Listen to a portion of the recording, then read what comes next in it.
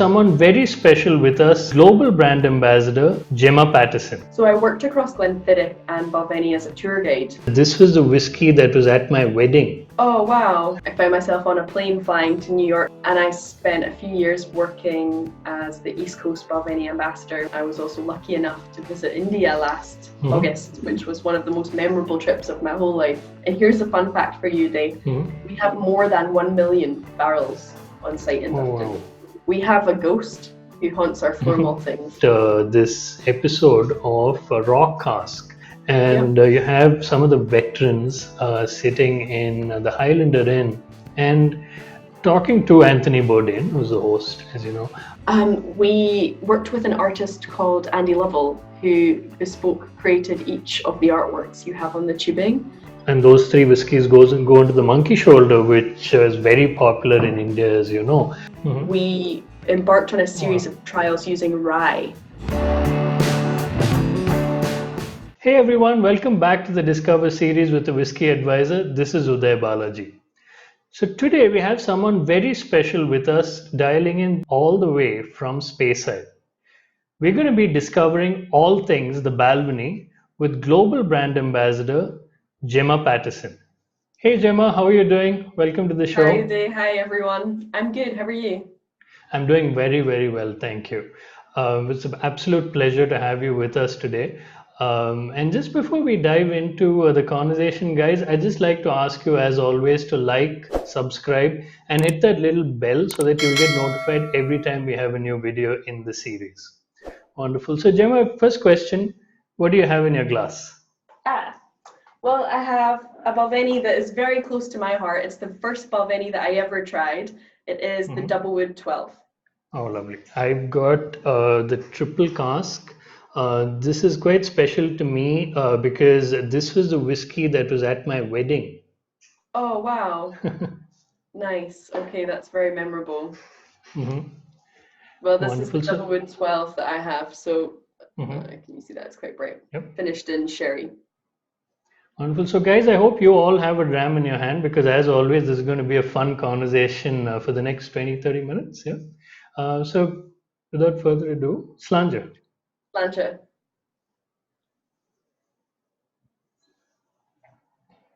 Wonderful. So, Gemma, a lot of the brand ambassadors that we've had on this series have been, either from Glasgow or Edinburgh or Speyside or something like that.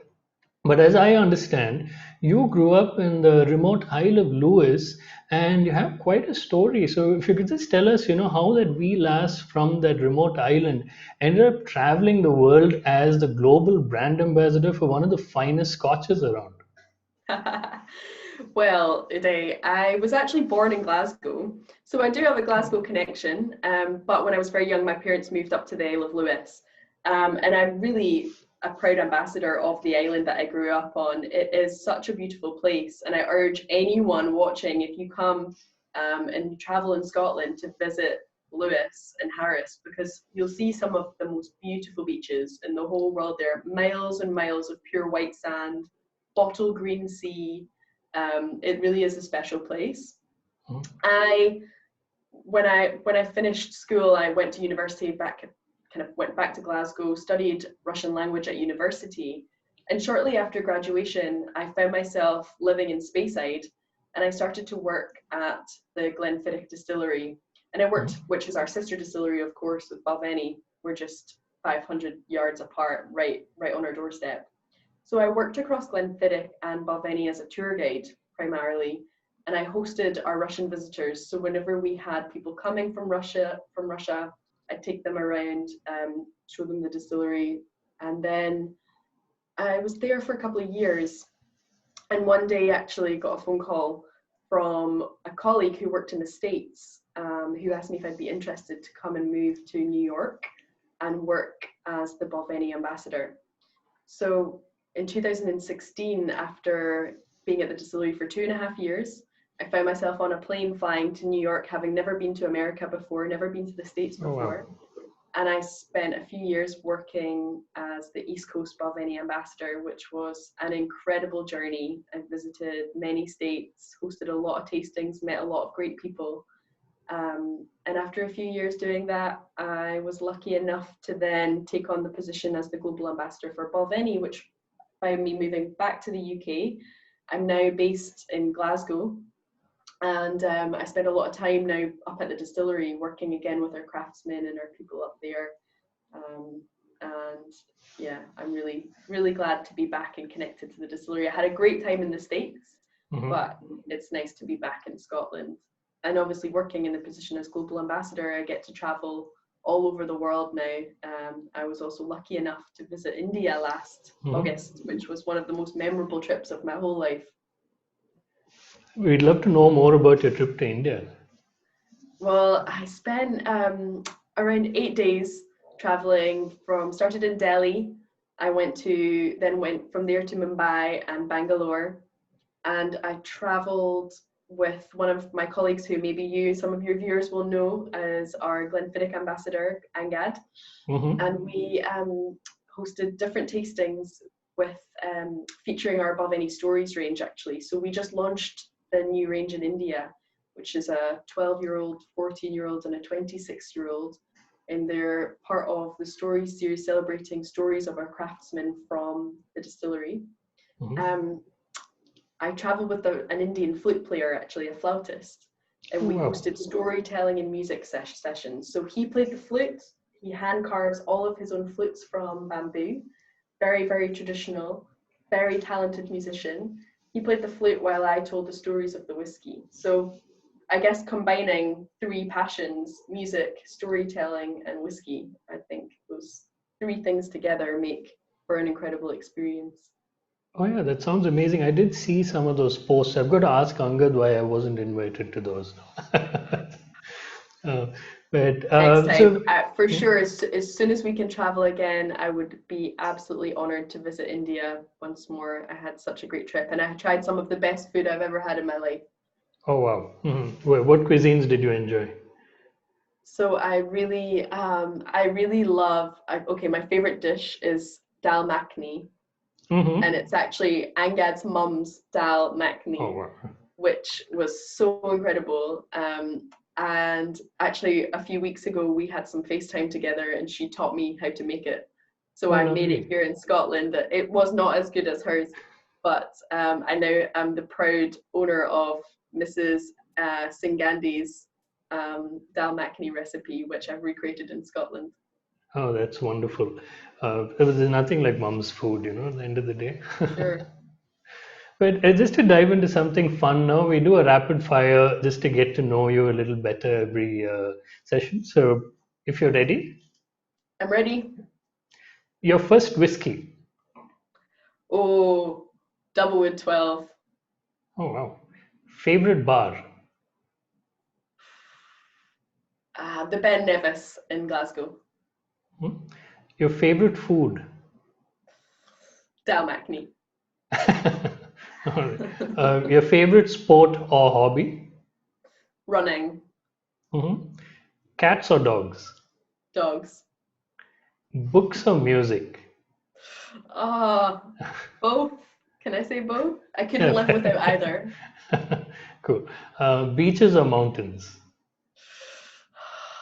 Both. It's a tough one. If you force me to choose, I would say beaches. Okay. Coffee or tea? Tea. Batman or Superman? Batman. Your favorite place that you've been to in the world? Apart from India.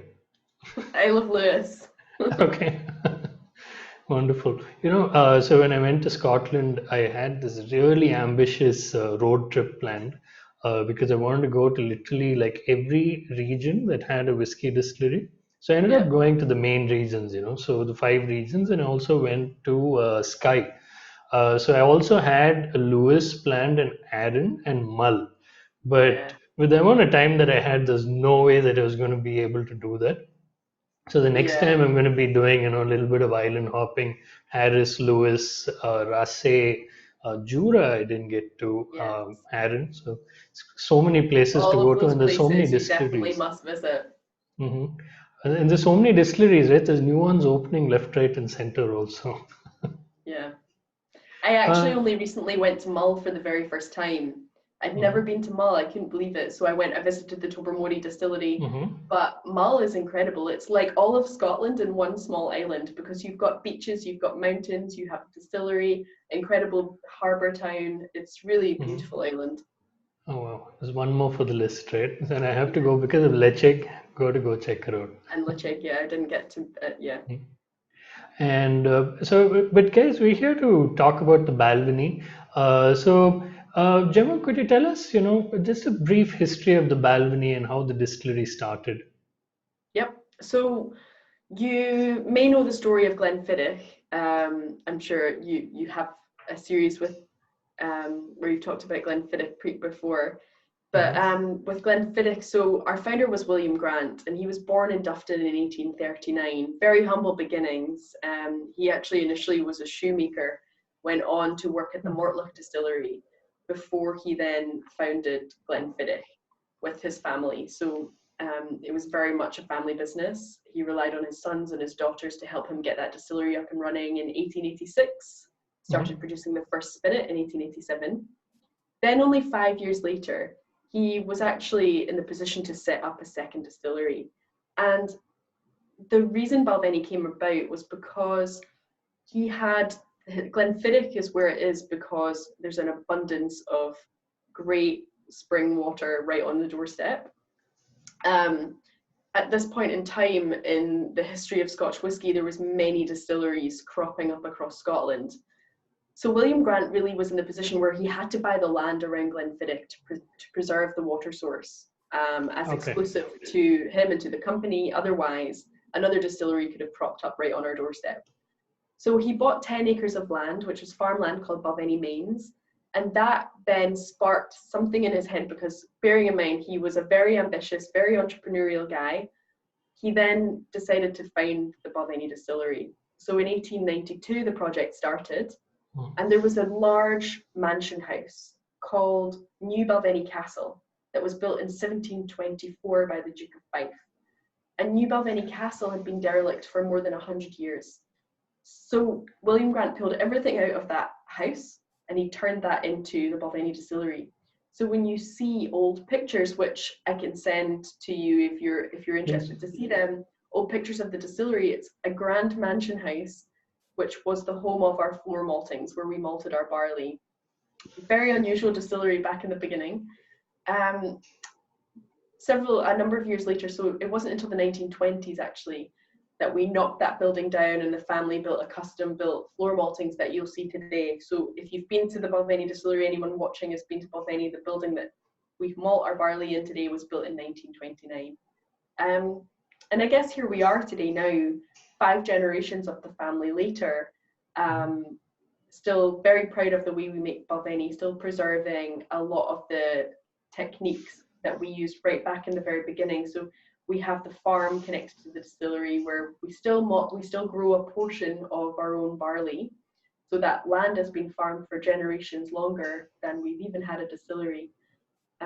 We still malt some of our own barley ourselves on site as well. So as I said, we've got those traditional floor maltings, which has also led to a number of interesting experiments, which we can talk about later. Hmm. But it's the reason why some of the stories we've launched with the stories series that I referred to earlier, um, they're rooted in the floor maltings and experiments we've done with barley on site at Balvenie. And I mean, I guess also if you visit us, you'll see our cooperage. So, you Hmm. know, around 60 to 70% of the flavour of the whiskey in our glass right now is affected by the cask, by the barrel. So, very important to have that team of coopers on site, tending and maintaining every single one. And here's a fun fact for you, Dave. Hmm. We have more than 1 million barrels on site in Oh Dufton. wow. Hmm. That is amazing. So, Uh, so I've actually been to Glenfiddich. It was a bit of a toss up when I went to Speyside between Glenfiddich and the Balvenie. So it was, on one hand, I had Glenfiddich, which has a very personal connection because of my grandfather and stuff. Yeah. On the other hand, anybody who's been to the Balvenie says, it's the benchmark tour. Like, because, like you spoke about the cooperage and, the flow maltings, everything. There's not many distilleries that have their own flow maltings. It just But I makes ended such up a going. difference being able to pick up the seeds of barley and hold Mhm, them in your hand and feel the texture and see that process, because mhm, it's such an integral, we can't make whiskey without the malting process. mhm, So it's really, yeah, it's really something to see it and to, also just be in that building and feel the history there. We have a ghost who haunts our floor mhm, maltings, and a lot mhm. of people who come and visit us remember the stories of her. So she's called the Green Lady, and Okay. she's quite probably the most infamous character at the Balvenie Distillery.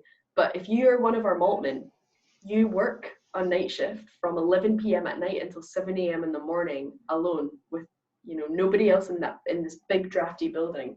So all of our maltmen have, for generations upon generations of maltmen now, have been haunted by our Green Lady. That does sound a little scary. I think I'll stick to the day tour. But talking about the coopers and the maltmen and all the different people who work at the distillery. A little while ago, I watched this episode of Rock Cask. I think it was episode 6, Dufton, Yep. and you have some of the veterans sitting in the Highlander Inn and talking to Anthony Bourdain, who's the host, as you know. Uh, it's just amazing, these gentlemen have been doing this for 30 years, 40, 50, 60 years, and they're like I kids think sitting bubbling round with the table, there was enthusiasm. something like 400 years, I can't remember, Hmm. of distilling experience. But yeah, you're right. Some of the guys have been there for many, many years. So David Stewart, our malt master, he joined us back in 1962. This year is his Hmm. 58th year. Every single It's bottle of Balvenie in the world. He started as master blender for the entire company when he was 29 in 1974, and that was around the time when we just started bottling Balvenie as a single malt. So every bottle of single malt Balvenie in the world that we've bottled has been bottled by David, holds David's signature on it. what really amazed me was these veterans sitting there bubbling with enthusiasm like kids. It's one of the most beautiful videos that I have watched lately. And guys, I would highly recommend checking it out. It's an absolute must watch. I'm going to put it up here. Check it out. It's just 15 minutes. Fantastic episode. Highly recommended. Um, Gemma, could you tell us a little bit about the Balvenie range? You mentioned a few bottlings, but as I can see behind you also, there's quite a few bottles in the range. And also, if you could just tell us which ones are in India as well. Yeah, for sure. So I guess we'll start with the core range of Balvenie, which they're all cask finishes. So you have the Mhm, 12, the 14, 17, and 21. Now the 12 and 17 are siblings sitting together. So the 12 double wood, which I talked about, is really our flagship. So this is our signature bottle of Balvenie. It's matured for 12 years in ex-American bourbon barrels and then finished for around 9 months in Spanish Oloroso sherry. And when I say it's our flagship, it's really the predecessor of this whiskey was the Balvenie Classic, which was bottled in the early 1980s. And that was one of the first examples of a cask finished whiskey in the entire industry. So David started experimenting with cask finishing in the early 80s, and it really became his signature. Now there's many, many whiskies all across the world that are finished and that use mhm. these finishing techniques, but largely it was David who started these initial experiments in the early Okay. 80s. So he started with sherry. Then we also have the Caribbean cask, which was launched in 2010. That's Mhm. finished in rum. So if you prefer something a little bit lighter, a little bit sweeter, rather than the heavy sherry notes, then the rum finish, which is the Caribbean cask here. Mhm. So this is our second most popular Balvenie, and definitely I found this one when I had my tastings in India last year very popular for Mhm. sure. Bit of a sweet tooth here. Yeah, if you have a sweet tooth, then this is the one for Mhm. you. Then we have like the 17 Doublewood, which is the sibling of the 12, so also finished in sherry. And then finally, as part of the core range that's also available in India, is our 21 Portwood. Now this Mhm. one it is finished in port pipes. So we take beautiful vintage tawny port pipes and finish our 21-year-old Balvenie in there for around 4 months only. So it takes on just enough richness from the port. Mhm. And if David ever comes to visit India one day, or you ever have the opportunity to have a dram with David, this one is his favorite. So Okay. Oh wow, I'd love it. That would be the an honor, Balvenie that wouldn't it? he's most proud of on the Mhm. range. Wonderful. So that's the core range available in India. And then we also have some of the stories range, as I mentioned, which is a new release of whiskies for Balvenie Mhm. last year. And if you have a look, they look a little bit different. So if we take our week of peat, so there's one which is peated, it is a smoky Balvenie. Where's the bottle for this here? We worked with an artist called Andy Lovell, who bespoke created each of the artworks you have on the tubing. Mhm. So this is a picture of our kill, our pagoda, and Mhm. the week of peat. We actually started bottling this. We started distilling this in 2002. So 2002 was the very first year that we cleared an entire week's schedule at the distillery and started processing a peated Mhm. Balvenie, a peated spirit through the distillery. And we've done it one week of the year ever since. So this is one of the whiskies within that stories range. There's also a 12-year-old, which is called the Sweet Toast of American Oak. Mhm. There's a 26-year-old called the Day of Dark Barley, which used roasted malt that would typically be used to make a beer, a heavy stout, Mhm. um, a dark beer. And then we have a new one that we've just released in May. I don't think Mhm. it is in India yet. But this is the Edge of Burnhead Wood. And this is a Balvenie that we used a batch of heather in the kiln in the malting Wow. process to Mhm. dry it. So this has a very interesting story. And I think the most important part about the stories whiskies with Balvenie is each one celebrates, as you mentioned with the video, the Rawcraft video that was Mhm. filmed with Anthony Bourdain at the Highlander Inn. Each one celebrates the people who made it. So with The Edge of Burnhead Wood, this one really talks about three characters at the Balvenie distillery. Robbie Gormley, who was our head maltman, he worked at the distillery for 42 years. He Mhm. malted the barley um, that we used to make the spirit for this whiskey. Then Dave Stewart, not David Stewart, but Dave Stewart, who is our head of estates at the distillery, also worked with us for over 40 years. He was the man who identified the heather, who went up and cropped the heather from the hill. Okay. And then Mhm. finally, Ian Miller, who was our distillery manager at the time, who was responsible for starting all of these experiments at the distillery. So the heather trials, as we called them, the week of peat. Also, these trials were all brought in by Ian, who Okay. Mhm. distillery manager. That's wonderful. I love the stories, and got to get my hand on some of those bottles. I love how many Well, bottles you have back there. Uh, actually, you can hear more of the stories. So we recorded a series of podcasts over the last few years, where I interviewed the craftsmen who were involved in making the whiskies. So if anybody at home wants to have a listen and hear the stories firsthand and be mhm. transported to the Balvenie distillery, we've got podcasts that are available. You can go onto the Balvenie website or Spotify, iTunes, Mhm. SoundCloud, and if you just put in Balvenie, then you should be able to find them. Ah, cool. I'll put a link in the description as well so you guys can look for that. But Gemma, so you've spoken about Glenfiddich briefly and we've spoken about the Balvenie. But there Yeah. is a third distillery that, I know that's part of your, family, which, and those three whiskeys go into the monkey shoulder, which is very popular in India, as you know. But I'd love to know a little more about Kininvie because nobody really talks too much about it. And No. recently, I also saw this thing called Kininvie Works, and I'm trying to convince a cousin of mine to bring those three bottles for me when he comes to India. So, if you could just tell us a little bit, because the experimentation sounded fantastic. Yeah, of course. So Kininvie was founded in 1990, actually, and it's the third distillery sitting right by Glen. You've got Glenfiddich, Balvenie, and then Kininvie is also on the site. So yeah, we have three distilleries in Dufton.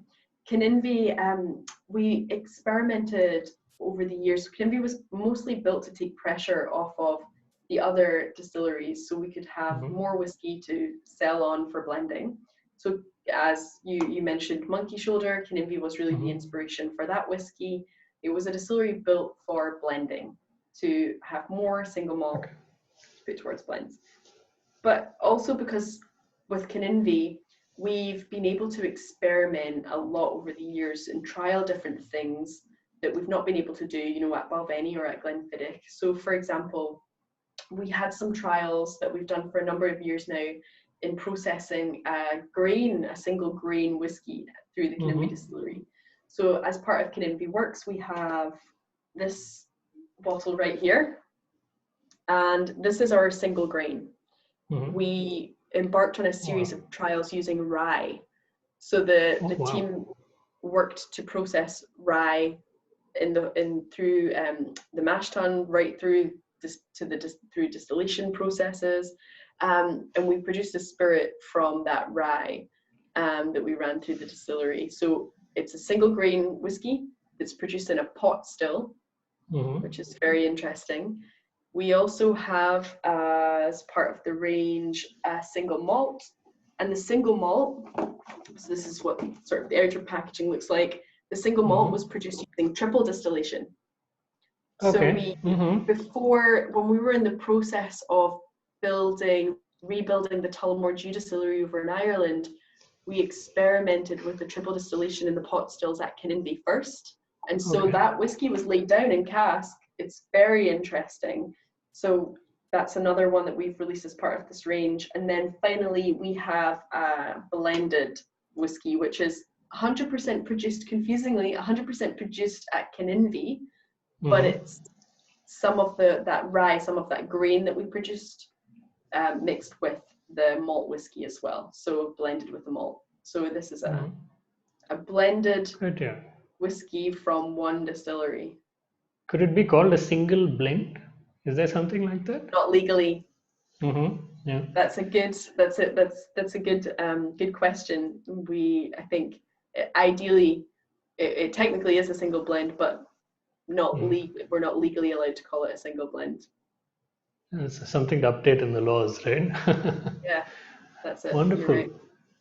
So, Gemma, it's been absolutely fabulous, talking about three fantastic, in fact, four fantastic whiskeys in your family and all the people who make these wonderful whiskeys. It's been an absolute pleasure having you here. And I hope we can see you in India again soon and share a few drams. Yeah, I would love that. I cannot wait to visit India again. I look forward to it. So, guys, if you want to get in touch with Gemma, I'm going to put her details in the description below, along with other links as well. And I'm going to link the Balvenie YouTube channel up here so you can follow it and see all these new releases that are just coming up every now and then. So that's all we have for today. Thanks again, Gemma, and Sláinte. Thank you so much. Where did I put my whiskey? It's here. Sláinte. Cheers, everybody. Sláinte. So that's all for this week, guys. It was such a pleasure having Gemma on the show with us. As always, I'm going to request you again to please like, subscribe, and hit the little bell so you'll get alerted every time we have a new video in this series. So until next week, cheers, guys.